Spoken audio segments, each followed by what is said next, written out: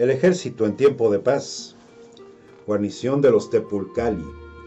Fuerza armada de los templos. Primeramente debemos considerar al ejército de los mexica en tiempo de paz. Si bien por sus aficiones bélicas podría llamarse habitual en ellos el estado de guerra, periódicamente y en ciertas ocasiones se reunían para hacer ejercicios militares. Los guerreros conservaban entonces sus armas en sus habitaciones y se dedicaban a las labores que recibían la subsistencia. Pero la ciudad no quedaba desguarnecida. Tenemos primeramente los 20 Tepulcali, en los cuales había depósitos de armas y municiones y tenían permanentemente un agrupamiento de guerreros. Lo mismo debemos decir al respecto del Calmecal, que estaba en el recinto del Gran Teocalli, donde había salas bien provistas de armas, que en él estaba igualmente la casa de los Coahui y de los Ocelotl, y que el Teocalli era la principal fortaleza de la ciudad. Para las construcciones de los Teocalli por esos pueblos del Anáhuac, levantaron sus templos sobre construcciones piramidales, de gradas o pisos que si no alcanzaban la altura y la grandiosidad de aquellas, nominaban al menos al pueblo la ciudad que defendían. Motolinía, hablando de la construcción de los Teocalli, dice que lo mejor en un pueblo hacían sus habitantes un gran patio cuadrado. Cercaban de paredes ese patio y muchos de ellos eran almendados. En los más eminentes de ese patio había una gran cepa cuadrada y equinada. La pared de la cepa era de piedra y por dentro la henchían toda de piedra o de barro o de adobe. Para subir a la parte superior ponían siempre escaleras con el número de gradas correspondientes a la altura. La guardia de las fortificaciones, no solo en el Gran Teocalli, sino en los otros principales que en México había, era necesaria una guardia que los cuidase. Existían además otras obras de fortificación permanente, entre ellas el fuerte de Xoloc, y no es creíble que las tuvieran abandonadas sin que la fuerza competente de las guardase. E igualmente Tecpan o Palacio no debían carecer de una guardia.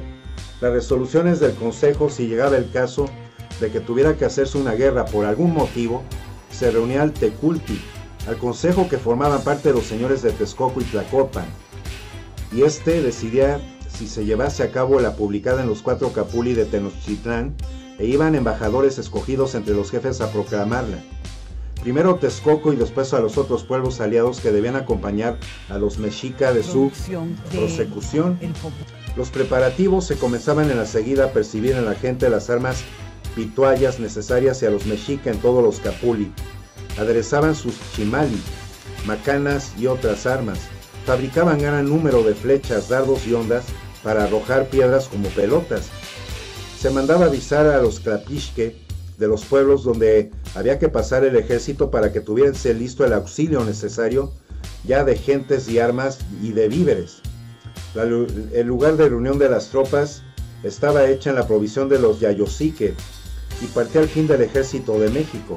De antemano se fijaba un lugar y el día para la reunión de las fuerzas aliadas, y una vez verificada la concentración, marchaban todos en son de guerra en orden regular, para lo cual repartían las divisiones señalando a cada quien a su jefe y cierto número de escuadrones asignados el mando de determinado número de divisiones a cada uno de los 4 grandes jefes, los cuales a su vez estaban sujetos al Tlecatituchi, o a quien iba en su lugar y hacia sus veces.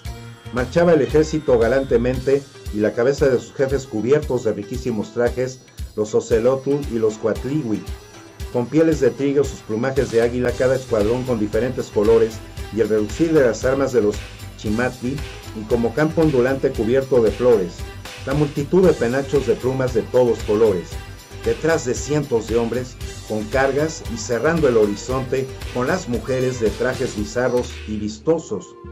Los campamentos no solo lo conocían los mexicas, la formación en marcha organizada sabían también, al terminar sus jornadas, formarse en campamentos, practicando con preferencia cuando habían llegado a términos o pruebas del señorío que iban a combatir.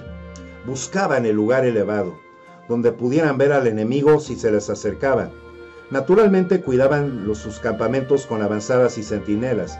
Para evitar que ellos fuesen batidos, acostumbraban a fortalecerlos, pues usaban y conocían la fortificación pasajera. Estas fortificaciones consistían principalmente en trincheras con cuya tierra hacían ligeros parapetos o albarradas, mezclando a veces las piedras sueltas y reforzándolos con palizadas. Los espías también contaban con espías. De antemano, según hemos referido, habían ido a Tequigua a espiar y reconocer bien al pueblo señorío que se trataba de conquistar. También se ha hablado de que ellos iban a cierto número de posteca y buenos conocedores del terreno, así es que ellos constituían las avanzadas y espías cuando se preparaban las batallas. En los preparativos para el combate, formaciones del ejército, antes de salir a la guerra, siguiendo siempre sus costumbres religiosas, acostumbraban los mexicas a hacer sacrificios personales, punzándose con espinas de maguey y celebrando otros actos de su culto. Pero tales sacrificios habían debilitado sus fuerzas, así es que el día de combate se procuraba con el contrario de robustecerlas y les daban abundantemente de comer. Los exhortaban a que peleasen con valor en honra del dios Huitzilopochtli. Procedíase enseguida a formar las falanges y las columnas y organizar las tropas ligeras de reserva. Durán dice: salieron los viejos que tenían oficios de ordenar a la gente de guerra, que como maestros de campo con sus bastones en la mano. Por su descripción se ve enseguida que eran los Tlecahuique, los Cuatlihui y los Ocelotl eran como ayudantes de campo del Tlatehuiltli, así como los Tequigua, maestres del campo. En las órdenes de formaciones, la común organización era formar primeramente guerrillas de honderos compuestas de un tequigua y 5 guerreros cada una y un otomtil. Un grupo de flecheros, seguían grandes divisiones mandadas por los jefes principales y cada columna con sus jefes especiales. Se componían de subdivisiones de varios escuadrones mandados también por el jefe determinado y cerraban la retaguardia de los valerosos Coahuich. Con la tropa nueva, los mancebos, que iban a aprender el arte de la guerra. Este orden sufría modificaciones según las circunstancias y así se mandó en campaña contra los Quetztecua, que se mezclasen en los mancebos con los soldados viejos para que estos pudieran recibir adiestramiento de ellos y cuidasen además a los bisoños, a los recién llegados.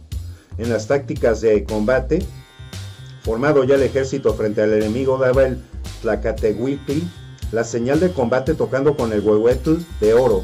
Comunicaban rápidamente la orden a otros jefes, e inmerso el griterío avanzaba entre los de Atiosique, apellidando México Tenochtitlán o el pueblo al cual pertenecían. Entre alaridos ponían espanto en el ánimo de las imprecaciones y befas en sus contrarios. Empezaban con la refriega. Se veían las campañas de Iztacoatl, que los Donochca conocían el ataque de flanco y por la retaguardia, hacían lo más crudo del combate. Las columnas de los mexicas estaban dispuestas a ese propósito, flanqueando al enemigo, y por la retaguardia sorprendían al pueblo que querían ocupar, o caían sobre sus contrarios envolviéndolos. Rotos y vencidos, los enemigos destrozados y envueltos daban el grito de victoria que por todo el campo además se repetía, y enseguida se seguían haciendo persecuciones y alcanzaban a los derrotados, entrando a ello todas las fuerzas y los mismos mancebos, procurando como principal botín y mayor gloria hacer el mayor número de prisioneros para sacrificarlos a sus dioses. El aprensor era el dueño del cautivo, y relatan las crónicas cómo se dividía el prisionero cuando se hacían entre varios. Había también retiradas, mas si por lo general, según dicen los relatos, se usaba la batalla campal y por eso puede decirse que eran invencibles los mexicas. Por su valor indomable y lo numeroso de su ejército, usaban también sin embargo las estratagemas para sorprender al enemigo. Estrategias heredadas de los antiguos naoas era el caer sobre el campo contrario en las primeras luces de la aurora y despedazarlo cuando ya no estaba preparado para la defensa. Esos ataques los llaman albazos entre los guerrilleros, y también dicen los relatos que hablan de asaltos de noche y a deshora. Otras veces armaban grandes emboscadas para atraer a ellas al enemigo y ahí cercarlo y acabar con él. En las emboscadas hacían grandes fosos poniendo en ellos estacas puntiagudas y escogían para ellos lugares de paso preciso. Cuidaban de cubrirlas con ramas, simulaban la desbandada a fin de que el enemigo los persiguiese creyéndolos en derrota, y cuando salían bien de su intento, caían en la trampa de los contrarios. Les causaban muchas muertes. En esto había un recuerdo de las estacas hundidas en tierra que ponían los naoas en los caminos.